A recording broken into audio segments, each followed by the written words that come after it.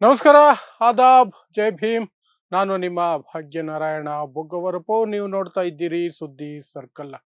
Himanta Biswa Sharma ಮುಸ್ಲಿಮರನ್ನ indirect ಆಗಿ ಬಾಂಗ್ಲಾ ಮುಸ್ಲಿಮರು ಅಂತ ಒಂದು ಪದ ಸೇರಿಸ್ಬಿಟ್ಟು ಇವರೆಲ್ಲ ನುಸುಳುಕೋರರು, ಇವರನ್ನ ಒದ್ದು ಓಡಿಸ್ತೀವಿ, ಅವ್ರು ಇಲ್ಲಿರೋದಕ್ಕೆ ಆಗದಂತಹ ಪರಿಸ್ಥಿತಿ ನಿರ್ಮಾಣ ಮಾಡ್ಬಿಡ್ತೀವಿ, ಮಿಯಾ ಮುಸ್ಲಿಮರು, ಹೀಗೆ ದಿನ ಬೆಳಗಾದ್ರೆ ಮುಸ್ಲಿಮರು ಮುಸ್ಲಿಮರು ಮುಸ್ಲಿಮರು ಮುಸ್ಲಿಮರ ವಿರುದ್ಧ ದ್ವೇಷ ಕರೋದಕ್ಕೆ ಯಾವೆಲ್ಲ ಆಪ್ಷನ್ಗಳು ಸಿಗ್ತಾವೋ, ಯಾವೆಲ್ಲ ಅವಕಾಶ ಸಿಗುತ್ತೋ ಎಲ್ಲವನ್ನು ಬಳಸ್ಕೊಂಡು ಕೆಟ್ಟ ಕೊಳಕ ರೀತಿಯಲ್ಲಿ ತಾನೊಬ್ಬ ಮುಖ್ಯಮಂತ್ರಿ ಅನ್ನೋದನ್ನ ಮರೆತು ಯಾವುದೋ ಪುಡಿ ರೌಡಿಗಳು ಬಳಸುವ ರೀತಿಯ ಭಾಷೆ ಬಳಸುವಂತಹ ನೀಚ ಮನಸ್ಥಿತಿಯ ವ್ಯಕ್ತಿ ಹಿಮಂತ ಬಿಸ್ವ ಶರ್ಮಾ.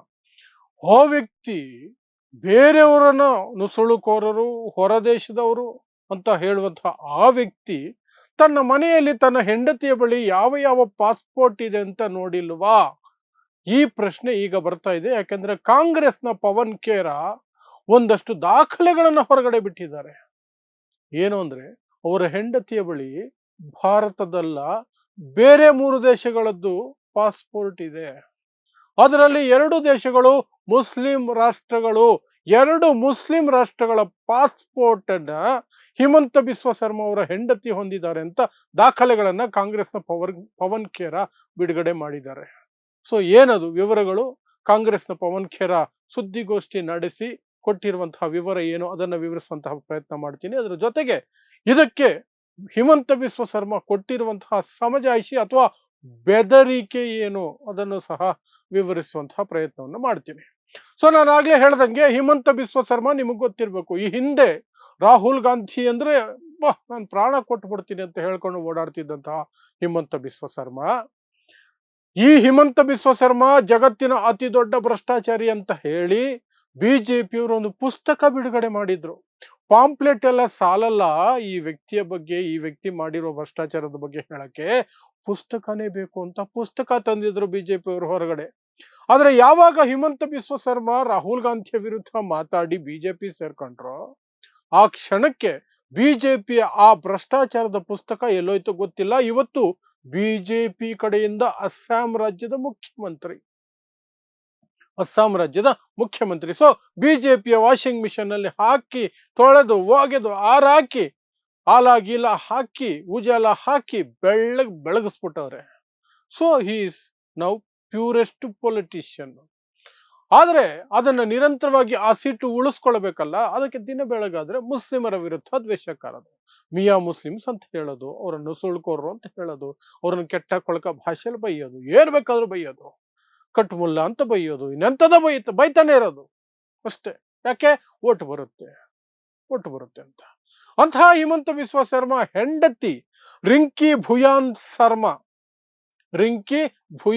ಶರ್ಮಾ ಬಳಿ 3 ಹೊರದೇಶದ ಪಾಸ್ಪೋರ್ಟ್ಗಳಿದಾವೆ ಅಂತ ಕಾಂಗ್ರೆಸ್ನ ಪವನ್ ಖೇರ ಸುದ್ದಿಗೋಷ್ಠಿ ನಡೆಸಿ ದಾಖಲೆ ಸಮೇತ ಬಿಡುಗಡೆ ಮಾಡಿದ್ದಾರೆ.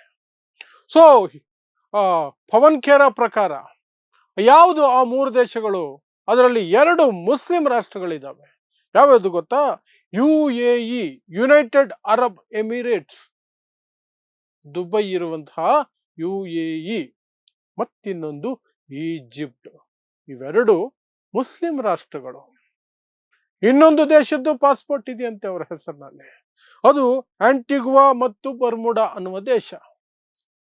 ಆಂಟಿಗ್ವಾ ಅಂಡ್ ಬರ್ಮುಡಾ ಅನ್ನುವಂತಹ ಈ ವೆಸ್ಟ್ ಇಂಡೀಸ್ ಅಂತ ಕರಿತೀವಲ್ಲ ಆ ಭಾಗದಲ್ಲಿ ಬರುತ್ತದೆ. ಕೆರೇಬಿಯನ್ ಐಲ್ಯಾಂಡ್ಗಳಲ್ಲಿ ಒಂದು ದೇಶ ಅದು. ಅಲ್ಲಿಂದು ಸಹ ಪಾಸ್ಪೋರ್ಟ್ ಇದೆಯಂತೆ. ಅದರಲ್ಲಿ ಏನ್ ತಪ್ಪು? ಇಟ್ಕೋಬಹುದಾ ಅಂತ ನೀವು ಕೇಳೋದಾದ್ರೆ ಖಂಡಿತ ಇಟ್ಕೊಳ್ಳೋ ಹಾಗಿಲ್ಲ. ಭಾರತದ ಪ್ರಜೆಗಳು, ಭಾರತದ ಪಾಸ್ಪೋರ್ಟ್ ಹೋಲ್ಡರ್ಸ್ ಭಾರತದ ಪಾಸ್ಪೋರ್ಟ್ ಅನ್ನು ಮಾತ್ರ ಇಟ್ಕೊಳ್ಬೇಕು. ಭಾರತದ ಸಿಟಿಸನ್ಸ್ ಭಾರತದ ಪಾಸ್ಪೋರ್ಟ್ ಅನ್ನು ಮಾತ್ರ ಇಟ್ಕೊಳ್ಬೇಕು. ದ ಮೂಮೆಂಟ್ ನೀವು ಬೇರೆ ಇನ್ನೊಂದು ದೇಶದ ಪಾಸ್ಪೋರ್ಟ್ ಅನ್ನು ಹೊಂದಿದ ತಕ್ಷಣನೇ ಭಾರತದ ಪೌರತ್ವವನ್ನ ಆಟೋಮೆಟಿಕ್ ಆಗಿ ಕಳ್ಕೊಂಡ್ಬಿಡ್ತೀರಿ. ಅದಕ್ಕೇನು ಕೋರ್ಟ್ ಆದೇಶ ಬೇಕಾಗಿಲ್ಲ, ಮಿನಿಸ್ಟ್ರಿ ಆದೇಶ ಬೇಕಾಗಿಲ್ಲ, ಸರ್ಕಾರಿ ಆದೇಶ ಬೇಕಿಲ್ಲ, ಏನು ಬೇಕಿಲ್ಲ. ನಿಮ್ಮ ಹೆಸರಿಗೆ ವಿದೇಶದ ಯಾವುದಾದ್ರೂ ಪಾಸ್ಪೋರ್ಟ್ ಅಥವಾ ಬೇರೆ ಯಾವುದಾದ್ರೂ ದೇಶ ನಿಮ್ಮ ಹೆಸರಿಗೆ ಒಂದು ಪಾಸ್ಪೋರ್ಟ್ ಇಶ್ಯೂ ಮಾಡಿದ್ರೆ ಆ ಕ್ಷಣಕ್ಕೆ ನೀವು, ಆ ಕ್ಷಣದಿಂದಲೇ ಭಾರತೀಯ ನಾಗರಿಕತೆಯನ್ನ ಕಳ್ಕೊಂಡ್ಬಿಡ್ತೀರಿ. ಅದು ಭಾರತದ ಈ ನೆಲದ ಕಾನೂನು. ಅಂಥದ್ರಲ್ಲಿ ಈ ಮೇಡಮು ಮೂರು ಪಾಸ್ಪೋರ್ಟ್ ಇಟ್ಕೊಂಡಿದ್ದಾರೆ, ಎಲ್ಲ ವಿದೇಶಗಳದ್ದು ಅಂತ ಪವನ್ ಖೇರ ಆರೋಪ ಮಾಡ್ತಿದ್ದಾರೆ. ಭಾರತದಂತೂ ಇದ್ದೇ ಇರುತ್ತೆ. ಅದು ಸೇರಿದ್ರೆ 4 ಪಾಸ್ಪೋರ್ಟ್. ಇದ್ರಲ್ಲಿ ನಾನು ಆಗ್ಲೇ ಹೇಳ್ದಂಗೆ ಇಲ್ಲಿರುವಂತಹ ದುರಂತ ತಮಾಷೆ ಏನಂತಾದ್ರು ಅನ್ಕೊಳ್ಳಿ, ಅದರಲ್ಲಿ 2 ಮುಸ್ಲಿಂ ರಾಷ್ಟ್ರಗಳು. ಗಂಡ ದಿನ ಬೆಳಗಾದ್ರೆ ಮುಸ್ಲಿಂ ರಾಷ್ಟ್ರಗಳ ವಿರುದ್ಧ, ಮುಸ್ಲಿಮರ ವಿರುದ್ಧ, ಇಸ್ಲಾಂ ವಿರುದ್ಧ ಎಲ್ಲದ್ರ ಬಗ್ಗೆ ಕೆಟ್ಟ ಕೊಳಕ ಕಮೆಂಟ್ಗಳನ್ನ ಹಾಕೊಂಡು ಮಾತಾಡಿಕೊಂಡು ಸ್ಟೇಟ್ಮೆಂಟ್ಗಳನ್ನು ಕೊಟ್ಕೊಂಡು ಆ ಮೂಲಕ ಆ ಸ್ಟೇಟ್ಮೆಂಟ್ಗಳನ್ನೇ ಬಂಡವಾಳ ಮಾಡಿಕೊಂಡು ಅದನ್ನೇ ವೋಟ್ ಬ್ಯಾಂಕ್ ಮಾಡಿಕೊಂಡು ಆ ಮೂಲಕ ಅಧಿಕಾರ ಉಳಿಸ್ಕೊಂಡು ಬೆಳೆಸ್ಕೊಂಡು ಬರ್ತಿರುವಂತಹ ಗಂಡನ ಹೆಂಡತಿ ಅದೇ ಮುಸ್ಲಿಂ ದೇಶಗಳ ಪಾಸ್ಪೋರ್ಟ್ ಅನ್ನು ಹೊಂದಿರ್ತಾರೆ ಅಂದ್ರೆ ಇದಕ್ಕಿಂತ ನಾಚಿಕೆಗೇಡಿನ ಸಂಗತಿ ಬೇರೆ ಏನಾದ್ರು ಇರೋಕ್ ಸಾಧ್ಯ ಇದೆಯಾ? ಅದರ ಜೊತೆಗೆ ಕಾನೂನು ಬಾಹಿರ ಅಲ್ವಾ? ಆ ಮೇಡಮ್ ಆ ಮಹಿಳೆ ಮೇಲೆ ಈಗ ಕಾನೂನು ಕ್ರಮ ಆಗಬೇಕಾ ಬೇಡವಾ? ಇದನ್ನ ಕಾಂಗ್ರೆಸ್ ಕೇಳ್ತಾ ಇದೆ, ಪವನ್ ಖೇರ ಕೇಳ್ತಿದ್ದಾರೆ, ಸ್ಪಷ್ಟವಾಗಿ ಕೇಳ್ತಿದ್ದಾರೆ. ಇನ್ನು ಇದಕ್ಕೆ ಉತ್ತರ ಕೊಡಬೇಕಾದಂತಹ ಹಿಮಂತ ಬಿಸ್ವ ಶರ್ಮಾ ಇದೆಲ್ಲ ಫ್ಯಾಬ್ರಿಕೇಟೆಡ್ ಸುಳ್ಳು ಆರೋಪಗಳು, ದಾಖಲೆ ಸಮೇತ ಇಟ್ಟರು ಸುಳ್ಳು ಆರೋಪಗಳು. ಇವ್ರು ಸುಮ್ನೆ ಆರೋಪ ಮಾಡಿದ್ರೆ ಬಿಜೆಪಿ ಅವ್ರು ಯಾರ ಮೇಲೆ ಆರೋಪ ಮಾಡಿದ ತಕ್ಷಣ ಅಷ್ಟೇ, ಅದು ಅವ್ರು ಭ್ರಷ್ಟಾಚಾರಿ ಅಂದ್ರೆ ಭ್ರಷ್ಟಾಚಾರಿ, ಇವ್ರು ಇನ್ನೇನೋ ಅಂದ್ರೆ ಇನ್ನೇನೋ, ಎಲ್ರೂ ಒಪ್ಕೊಂಡ್ಬಿಡ್ಬೇಕು.